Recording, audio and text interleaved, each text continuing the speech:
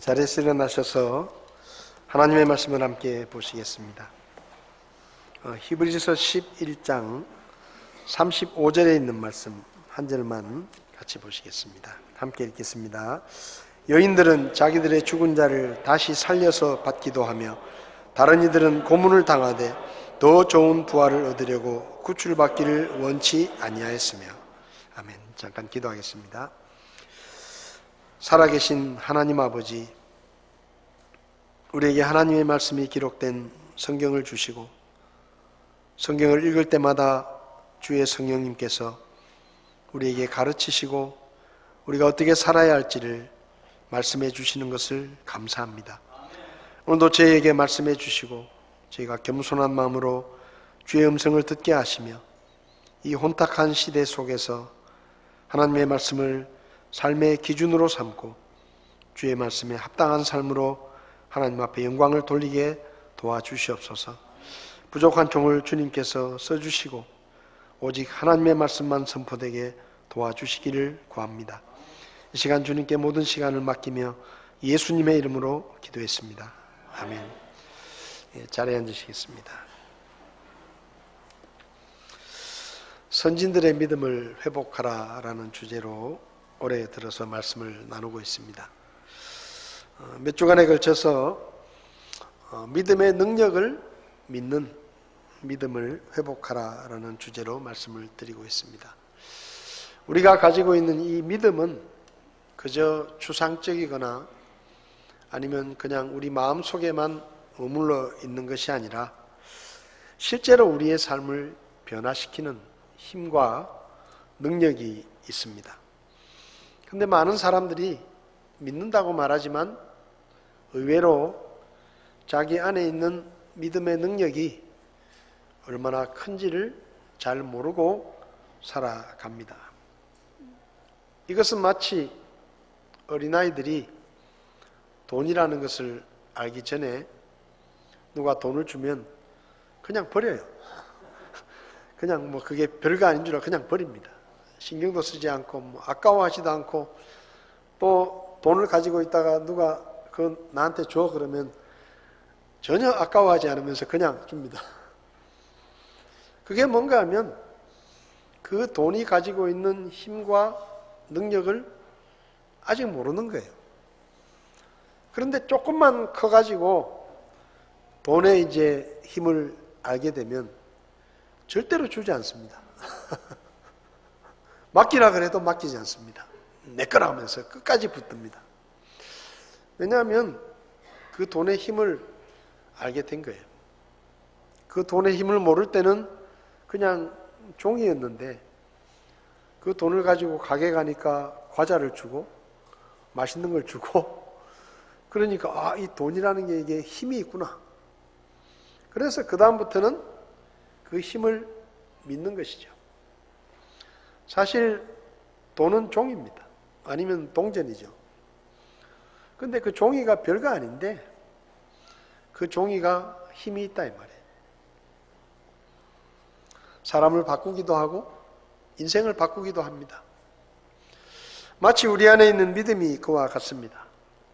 우리 안에 있는 믿음은 엄청난 능력과 가치를 가지고 있는데 의외로 믿는다고 말하면서도 자기 안에 있는 믿음을 과소평가하거나 교회 다니는 사람들이 꽤 많이 하는 말이 뭔가 하면 저는 믿음이 약해서 저는 믿음이 없어서 못해요.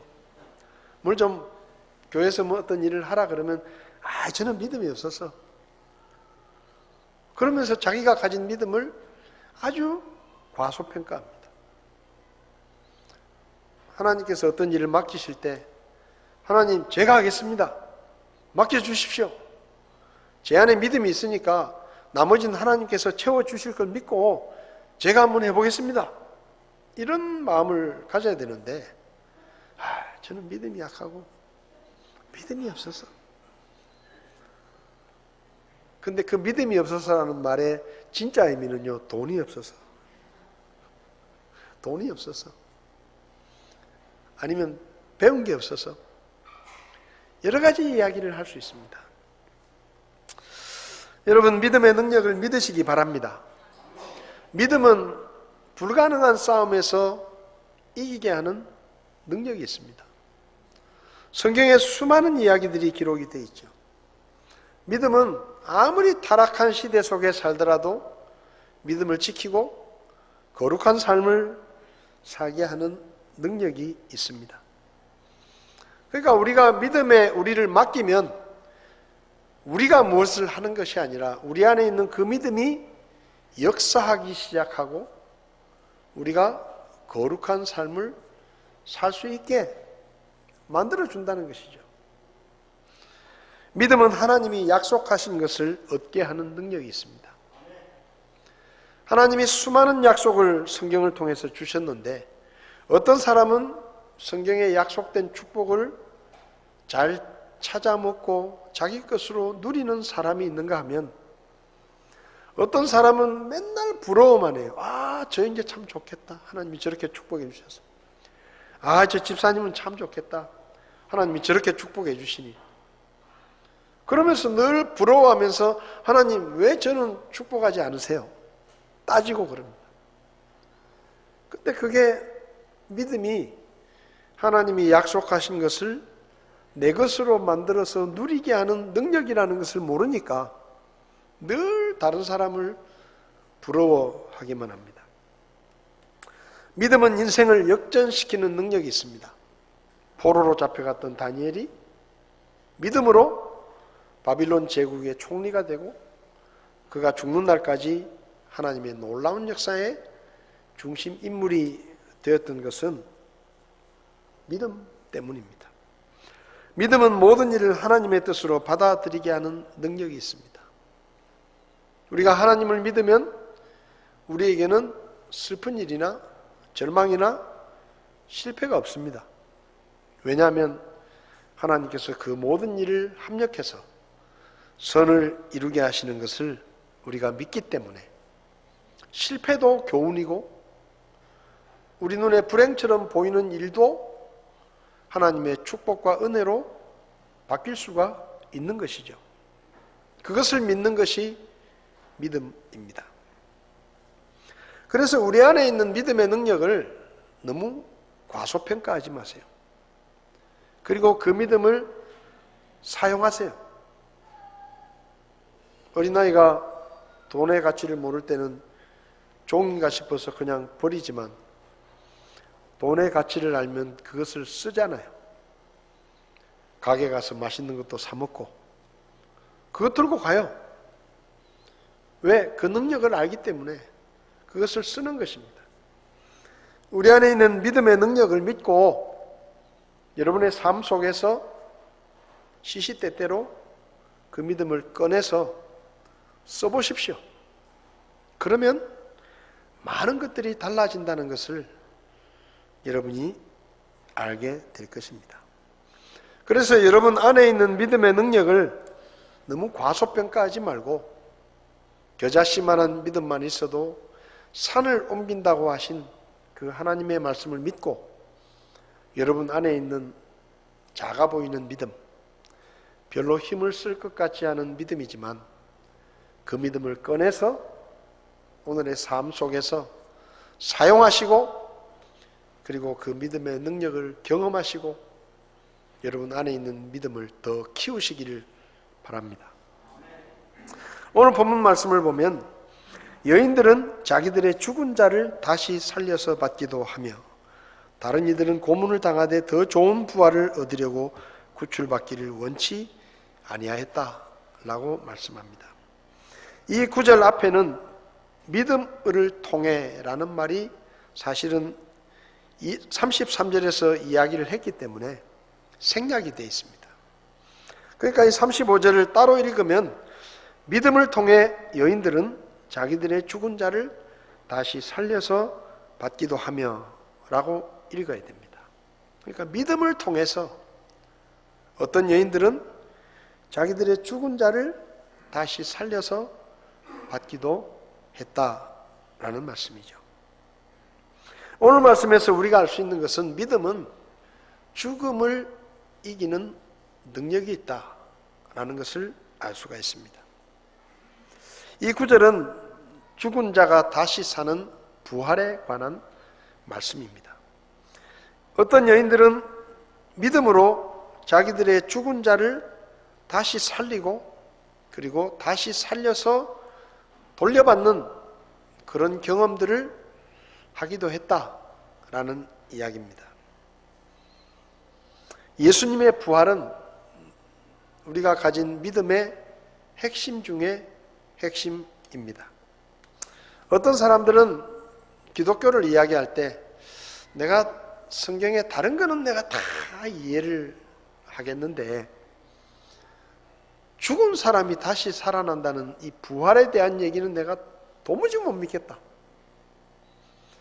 만약에 성경에서 이 부활만 빼버리면 그래도 내가 좀 믿어볼만 하겠는데 이 죽은 사람이 다시 살았다는 이 이야기는 도저히 내가 믿을 수가 없다.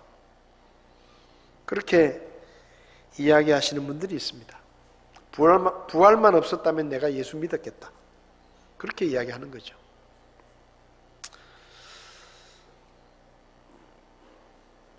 그런데 이 부활의 교리는 우리 기독교 신앙의 핵심이기 때문에 우리가 양보할 수도 없고 타협할 수도 없는 진리 가운데 하나입니다.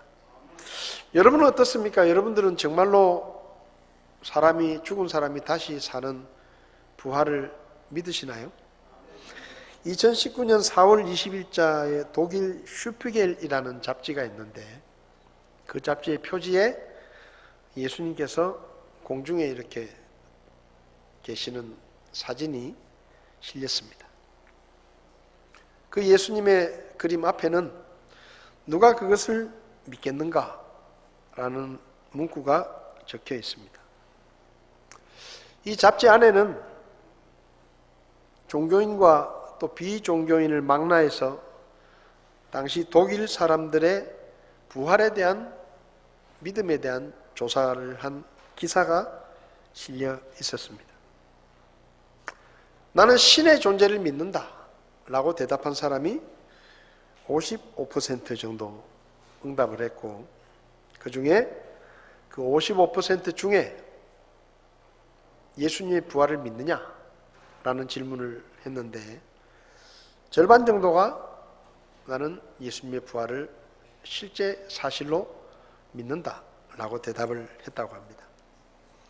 가톨릭 신자 중에서는 61%가 그리고 기독교 신자 중에서는 58%가 그리고 믿지 않는 사람들 중에서도 22% 정도가 예수님의 부활에 대해서 믿을 수 있겠다. 그렇게 대답을 했다고 합니다. 2017년에는 영국에서 비슷한 조사를 했습니다. 예수님의 부활에 대해서 BBC 방송이 열흘 동안 2010명의 사람들을 대상으로 조사를 했어요.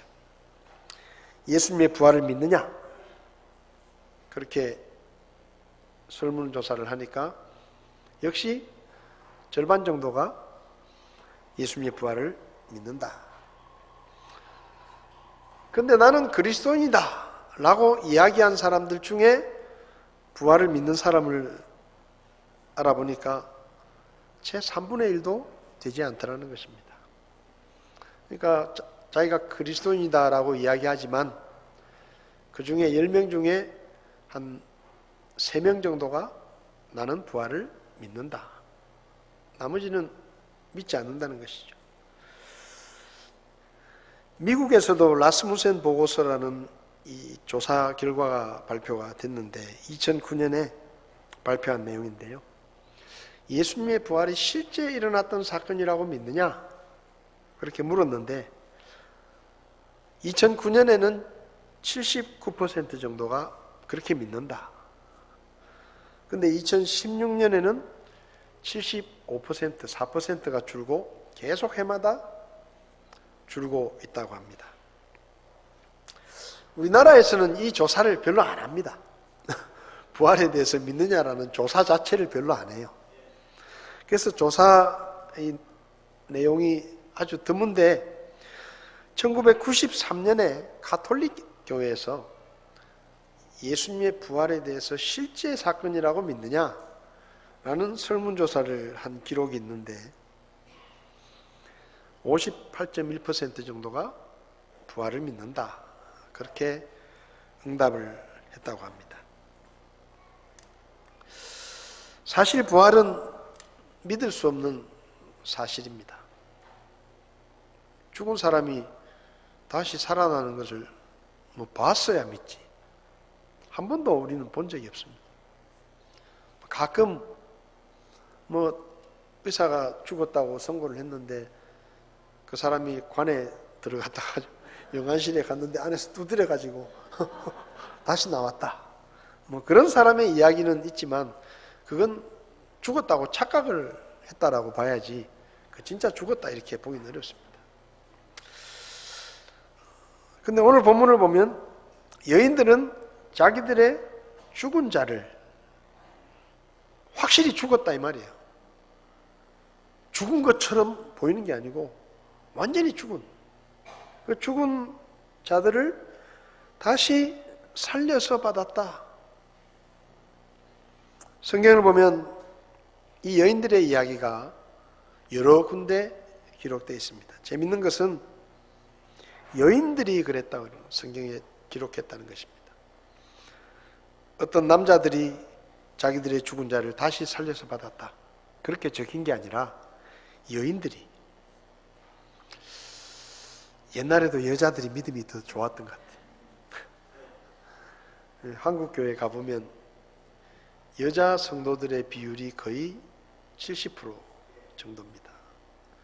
아내는 교회를 다니더라도 남편은 교회를 가지 않는 가정들이 꽤 많습니다. 그리고 교회 일들을 여자들이 많이 합니다. 남자들은 너무 바빠요.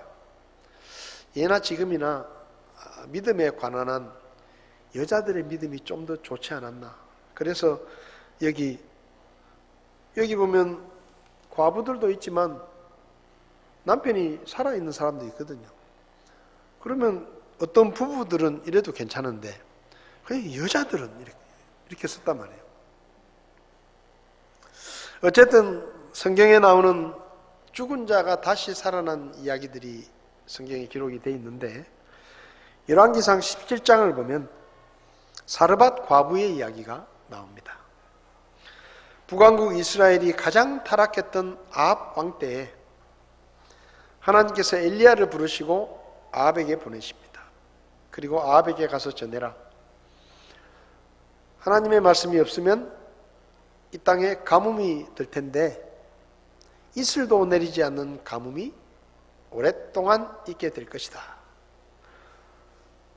아합 왕과 이스라엘 백성들이 타락하고 하나님 앞에 우상 숭배를 하며 죄를 지었기 때문에 죄에 대한 징계로 오랫동안 가뭄이 있게 될 것이다 라는 말씀을 전하게 하십니다. 그리고 하나님께서 엘리야에게 너는 저 그릿 시냇가에 가서 숨어 있으라. 그러면 내가 까마귀를 보내서 네가 먹을 것을 공급해 주겠다 하고 하나님이 말씀하십니다. 사실 이 얘기는 참 믿기 어려운 얘기입니다. 네가 그릿 시냇가에 가 있으면 내가 까마귀를 보내서 네가 먹을 음식을 도시락을 배달해 주겠다는 거예요. 여러분 근데 까마귀라는 이 새가 어떤 새냐? 새 중에서 식욕이 제일 좋은 새입니다. 이 까마귀는 썩은 고기도 마다치 않습니다. 있는 건 다 먹어 치웁니다. 근데 하필이면 그 까마귀를 통해서 도시락을 보내주겠다는 거예요. 근데 엘리야가 그 말을 믿고 그릿 시냇가에 갑니다. 근데 아침 저녁으로 진짜 까마귀가 와요. 까마귀가 고기를 물고 와서 엘리야에게 줍니다. 근데 가뭄이 계속되니까 그릿 시냇가가 말랐어요. 근데 거기 더 있을 수 없는 거예요. 그때 하나님께서 엘리야에게 사르밧이라는 곳에 가면 내가 거기 한 과부를 감동을 해놔가지고 그 과부가 너를 먹여 살리고 너를 돌봐줄 것이니까 그리 가거라 하고 말씀하십니다. 그래서 엘리야는 또 하나님의 말씀대로 사르밧으로 가요. 그런데 사르밧 동네에 딱 들어갔는데 한 과부가 나뭇가지를 줍고 있는 거예요. 보니까 음식을 하기 위해서 땔감을 준비하는 거예요. 그래서 이 엘리야가 아마도 하나님이 말씀하신 여자가 바로 저 여자구나 그런 생각이 들었는지 마실 것 좀 주시오라고 부탁을 합니다. 그래서 이 과부가 물 한 잔 주는 거야 할 수 있잖아요. 그래서 알았다 하고 물을 들어가는데 그 뒤통수에다 대고 이 엘리야가 뭐라고 말하는가 하면 물만 말고 빵도 좀 가져오너라. 빵도 좀 가져오시오. 얘기를 합니다. 그러니까 이 여자가 가다가 돌아서 가지고 빵은 없어. 우리 집에 가면 빵가루 조금하고 지금 기름 조금 있는데 그거 가지고 지금 이 가뭄이 들어가지고 우리도 먹을 게 없어가지고 그걸로 마지막 빵 만들어 먹고 내 아들하고 지금 죽기를 기다리려고 그럴 판인데 너 줄 빵이 어딨냐? 그러면서 거절을 딱 하네. 근데 엘리야가 이렇게 말해요. 내가 하나님의 말씀을 들었는데 당신이 빵을 나한테 먼저 가져오고 내가 먹을 것을 가져오면 나머지는 하나님이 책임지신다 그랬다. 그러니까 나한테 먼저 갖고 와라. 참 양심도 없어요. 아무리 선지자지만은. 마지막 빵 만들어 먹고 아들하고 죽겠다는데 그걸 뺏어 먹으려고. 저보고 그러라 그러면 저는 그렇게 못할 것 같아요. 근데 그렇게 말을 해요.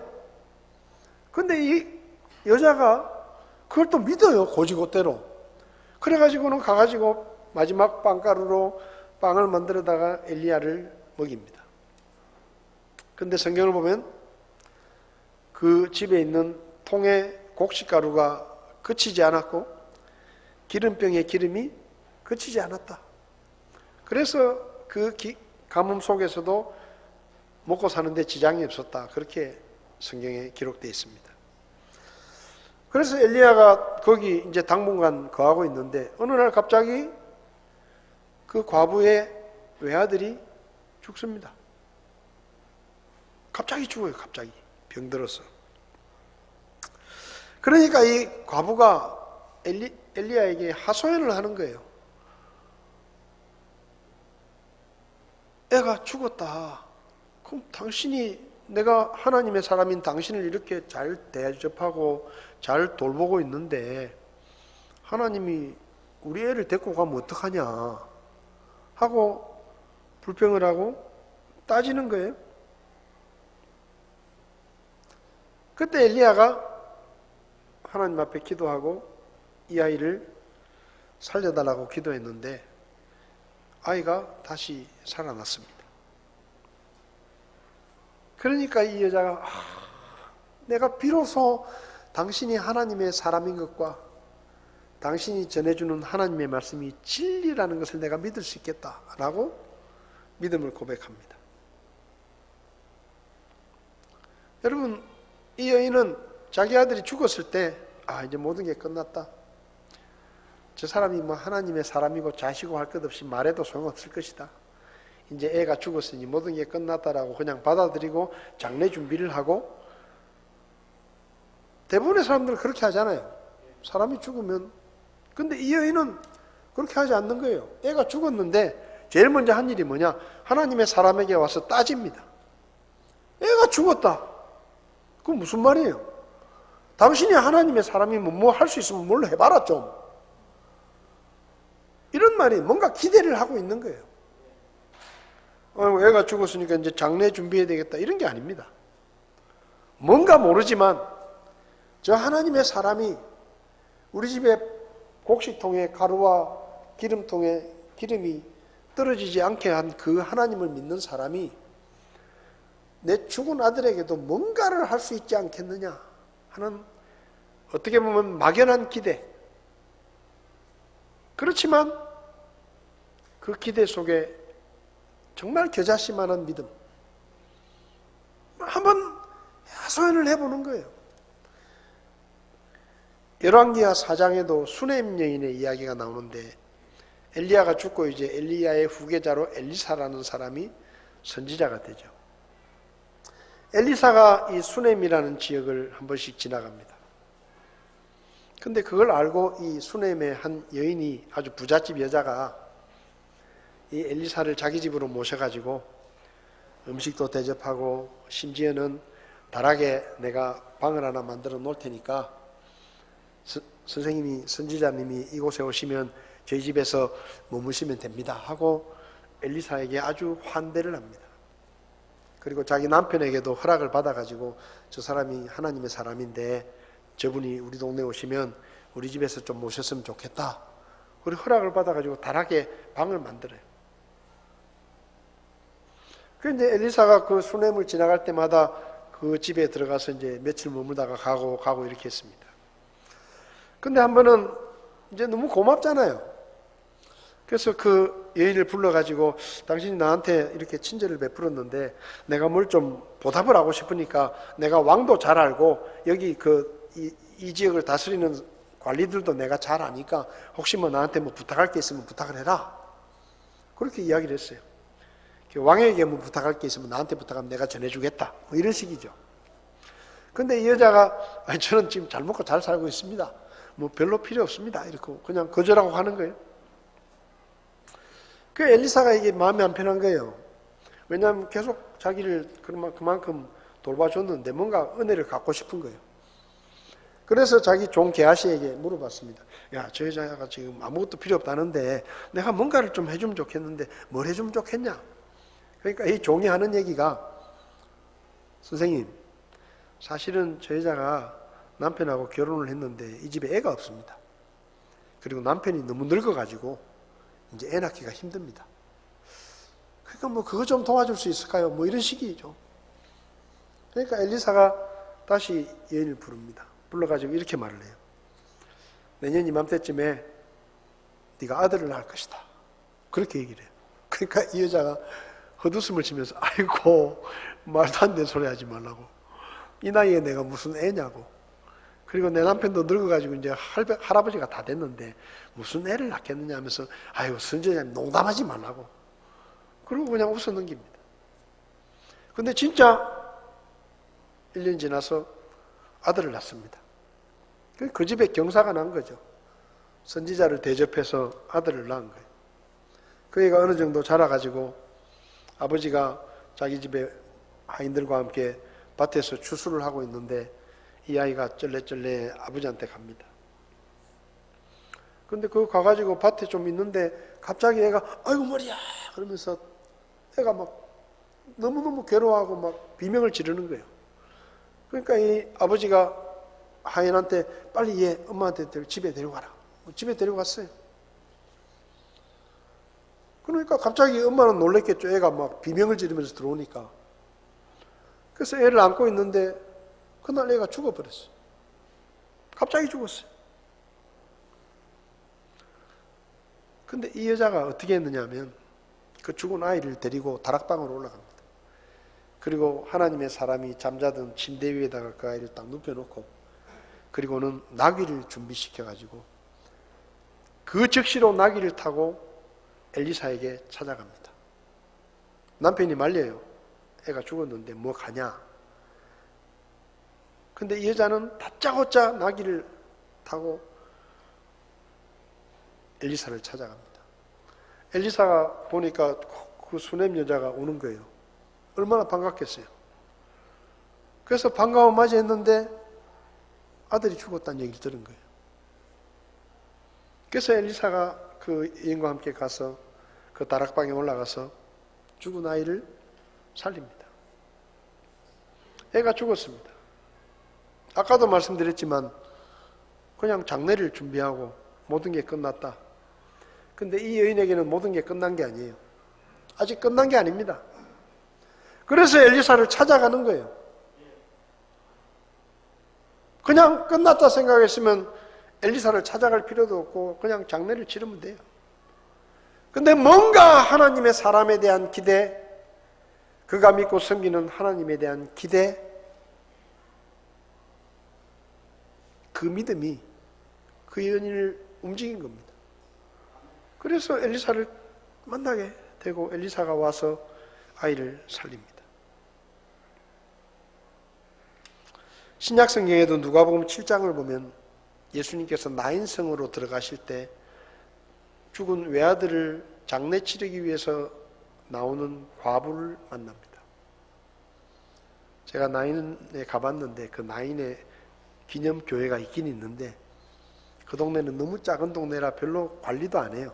돈벌이도 안 되니까 그냥 예배당만 지어놓고 덩그러니 남아있고 막 깨진 유리 조각이 있고 이렇던데, 어쨌든 그 예수님은 지금 제자들과 성으로 들어가고 계시고 그 성에서는 한 과부가 자기의 외아들이 죽어가지고 그거를 이렇게 상자 안에 넣어가지고 장례를 치르려고 지금 장례 행렬이 나오고 있는 겁니다. 여자가 얼마나 슬펐겠습니까? 눈물을 흘리는 여자를 보시고 예수님께서 불쌍히 여기셨어요. 그래서 예수님이 장례 행렬을 멈춥니다. 이 여인에게 위로의 말을 합니다. 그리고 그 청년의 관에 손을 대고, 청년아 이제 일어나거라. 그러니까 이 관 속에 있던 죽은 아들이 벌떡 일어나는 거예요. 벌떡 일어나는 거예요. 요한복음 11장에도 우리가 잘 아는 나사로의 이야기가 기록되어 있습니다. 베다니에 사는, 예루살렘에서 한 5km 정도 떨어진 베단이라는 동네에 나사로와 마리아와 마르다가 살고 있는데, 예수님께서 예루살렘에 가시면 꼭 그 집에 들려서 그 집에서 대접을 받고 사랑을 받고, 그래서 예수님이 특별히 나사로의 가정을 아주 사랑했습니다. 나사로와 두 여동생이 사는데, 근데 어느 날 나사로가 병이 들어서 죽게 됐어요. 그래서 이 마리아와 마르다가 급하게 사람을 보내가지고 예수님께 와서 오빠가 지금 병들어 죽게 됐는데 예수님이 오셔서 좀 살려주십시오 라고 부탁을 했습니다. 근데 예수님이 안 오는 거예요. 오빠가 죽어도 안 와요. 나흘이 지나서 장례를 치르고 다 끝났는데도 예수님이 안 오십니다. 얼마나 속상했겠습니까? 근데 장례를 치르고 이제 나흘째 돼가지고 예수님이 덜레덜레 오십니다. 마리아는 속이 상해서 나가보지도 않고 마르다가 예수님을 맞으러 나갑니다. 예수님, 조금만 일찍 오시지. 예수님이 조금만 일찍 오셨으면 우리 오빠가 안 죽었을 텐데 왜 이제 오세요? 너무 속상하니까 예수님에게 원망을 합니다. 예수님께서 말씀하십니다. 마르다야, 네가 죽은 자가 다시 사는 부활을 믿느냐? 그러니까 이 마르다가 물론 믿지요. 마지막 날에 죽은 자가 다시 사는 부활을 제가 믿습니다. 믿음을 고백합니다. 예수님께서 마르다를 향해서 네 오라비가 다시 살 것이다 라고 말씀하십니다. 그리고 그 유명한 말씀을 하시죠. 나는 부활이요 생명이니 나를 믿는 자는 죽어도 살겠고 누구든지 살아서 나를 믿는 자는 결코 죽지 아니하리라. 이것을 네가 믿느냐? 마르다가 믿습니다 라고 고백합니다. 그러니까 예수님께서 무덤으로 가자. 집에 있는 마리아도 부르고, 마리아가 급하게 뛰어나오니까 그 집에서 위로하던 사람들이 무덤에 또 곡을 하러 가는갑다 쭉 데리고 나옵니다. 그 무덤 앞에 서셨어요. 돌을 옮겨놔라. 예수님, 썩은 시체 냄새가 나는데 돌 옮겨놔고 뭐 하시려고요? 잔소리 하지 말고 옮겨놔라. 그 돌을 옮깁니다. 예수님께서 기도하시고 무덤을 향해 소리치십니다. 나사로야, 이제 됐다, 좀 나오너라. 소리를 치셨어요.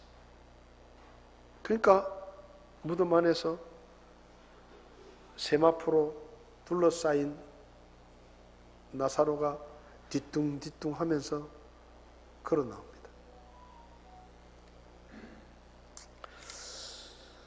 여러분, 저는 성경에 기록된 이 사건들의 부활을 저는 믿습니다. 그냥 그럴 법한 이야기라고 생각하지 않습니다. 실제로 있었던, 내가 눈으로 보지는 못했지만 실제로 역사 속에서 일어났었던 사건이라고 저는 믿습니다. 왜냐하면 그 이야기가 성경에 기록되어 있잖아요. 안데르센 동화책에 나오는 얘기가 아닙니다. 소설 속의 이야기가 아니에요. 하나님의 말씀이 기록된 성경에 그 이야기가 사실이라고 기록되어 있는 것입니다. 사르밧 과부와 수넴의 여인이 엘리야와 엘리사를 통해 죽은 아들을 다시 살려서 돌려받았어요. 왜요? 겨자씨만한 믿음. 모든 사람이 야 이제 죽었다 끝났다 라고 말할 때 이 여인들은 아니 아직 끝이 아니야. 하나님이시라면 뭔가를 하실 수도 있어. 그 기대, 그 작은 믿음. 마리아와 마르다가 오빠의 죽음 앞에서 그저 모든 것을 포기하고 이제 모든 것이 끝났다라고 할 때 예수님께서 나타나셔서 네가 부활을 믿느냐? 물으십니다. 아이고 예수님 끝났습니다. 이제 오빠는 죽었고 시체 썩는 냄새가 나고 그놈의 부활은 무슨 부활입니까? 그럴 수도 있어요. 근데 내가 믿나이다. 네 오라비가 다시 살 것이다. 나는 부활이고 생명이다. 나를 믿는 자는 죽어도 산다. 믿느냐? 믿습니다. 여러분, 많은 사람들이 죽음이 끝이라고 생각합니다. 그래서 죽으면 모든 것이 끝났다라고 생각하죠. 근데 성경은 죽음이 끝이 아니라고 말씀합니다. 그리고 그 죽음을 이기는 능력이 믿음에 있다라고 우리에게 말씀합니다. 여러분, 우리는 언젠가 예수님처럼 부활하게 될 것입니다. 마르다가 말한 것처럼 마지막 날에 물론 우리가 기도하는 것은 우리가 살아있는 동안에 예수님이 재림하시면 그냥 죽음을 보지 않고 살아서 들림을 받아서 하나님 나라에 가겠지만 죽고 난 뒤에 오시더라도 우리의 영혼은 주님께로 가서 주님과 같이 완전한 몸으로 부활할 때를 기다리게 될 것이고 미래의 어느 날 우리는 다시는 죽지 않고 썩지 않고 없어지지 않는 영원한 몸으로 부활하게 될 것입니다. 우리는 그걸 믿습니다. 성경에 기록된 이 사건들은 우리에게 그 증거로 보여주신 사건들입니다. 죽은 자가 다시 사는 것, 그게 그냥 빈말이 아니라 그럴 법한 이야기가 아니라 실제로 일어날 수 있는 사건이라는 것을 이 이야기들을 통해서 우리에게 견본으로 보여주신 거예요. 견본으로. 예수님의 부활이 그 최종적인 견본입니다. 죽은 자가 다시 사는. 그래서 우리도 예수님처럼 다시 살 것이다. 여러분, 예수님의 부활과 나머지 부활의 차이는 뭐냐? 나머지 부활은 잠깐 다시 살아났다가 조금 더 살다가 죽는 거예요. 근데 예수님의 부활은 다시는 죽음이 없는 완전한 몸으로 부활하신 것이기 때문에 그 부활은 영원한 부활입니다. 그 영원한 부활에 대한 견본이 성경에 기록된 죽은 자가 다시 살아났다가 잠깐 더 살고 죽는 이 사건들이. 저도 언젠가 영원한 몸을 입고 부활할 것이라고 저는 믿습니다. 우리가 왜 장례식에서 슬퍼하지만 않고 찬송을 부르고 다시 만날 소망을 이야기합니까? 부활을 믿기 때문이에요. 부활을 믿기 때문이에요. 모든 사람이 끝났다라고 말할 때 우리는 끝이라고 말하지 않습니다. 죽음은 끝이 아니라 우리의 영혼이 영혼의 세계로 이사를 가는 거예요. 잠시 옮겨가는 것입니다. 마치 어머니 뱃속에 있던 태아가 때가 되면 그 어머니 뱃속의 세상을 떠나서 새로운 세상으로 나와서 새로운 세상에 사는 것처럼 우리의 몸이 죽으면 우리 안에 있는 영혼이 우리의 몸을 떠나서 새로운 세상에 들어가서 영원한 세상으로 들어가는 것입니다. 왜냐하면 지금 우리가 가지고 있는 이 몸은 영원한 세계에 들어갈 수가 없기 때문에 갈아입으러 들어가는 거예요. 그리고 때가 되면 완전한 몸을 입게 될 것입니다. 여러분, 우리가 가진 이 믿음은 죽음 앞에서 끝나는 믿음이 아닙니다. 무덤을 깨뜨리고 다시 사신 주님처럼 저와 여러분들도 이 세상의 인생을 마치면 우리의 영혼이 하나님의 나라에 들어가게 될 것이고, 그리고 때가 되면 저와 여러분들이 다시는 죽지 않고 영원히 사는 몸으로, 변화된 몸으로 부활하는 영광을 누리게 될 것입니다. 부활을 믿으십니까? 58%만 믿는다 그러잖아요. 100명 중에 58명만 믿는다 그러잖아요. 혹시 여러분들 중에 부활을 안 믿으시는 분들이 있다고 하면 믿으시기 바랍니다. 성경에 기록이 되어 있잖아요. 성경에 기록된 사건들을 통해서 부활의 증거를 얻으시고, 우리도 다시 영원한 몸을 입고 부활한다는 소망을 가지고 주님을 섬기시기 바랍니다. 다음 주일에는 더 좋은 부활을 이야기해 드리겠습니다. 더 좋은 부활. 더 좋은 부활. 오늘 여인들이 보았던 그 부활보다 더 좋은 부활. 우리에게는 그 부활이 있습니다. 그 부활의 소망을 가지시기 바랍니다. 우리 다 일어나시겠습니다. 찬송가 160장 무덤에 머물러 예수 내주. 저는 좀 불만이 있는데, 부활주일 찬송은 꼭 부활절에만 부르고 성탄절 찬송은 꼭 성탄에만 불러요. 여름에 저들밖에 부르면 안 됩니까? 예?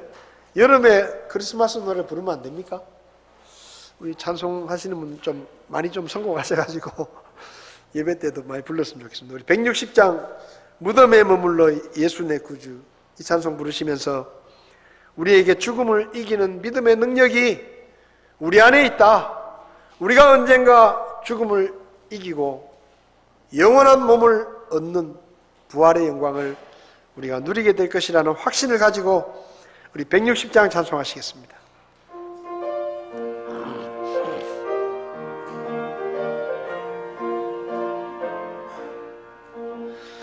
무덤에 머물러 예수 내 구주, 새벽 기다렸네 예수 내 주.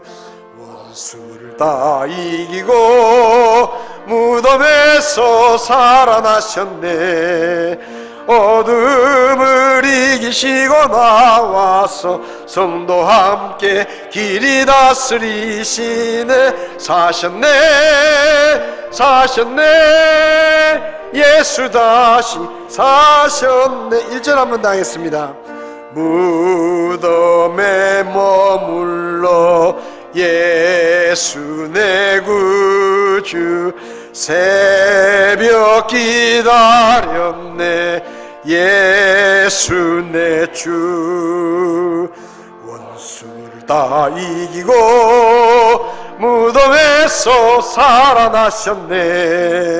어둠을 이기시고 나와서 성도와 함께 길이 다스리시네. 사셨네 사셨네 예수가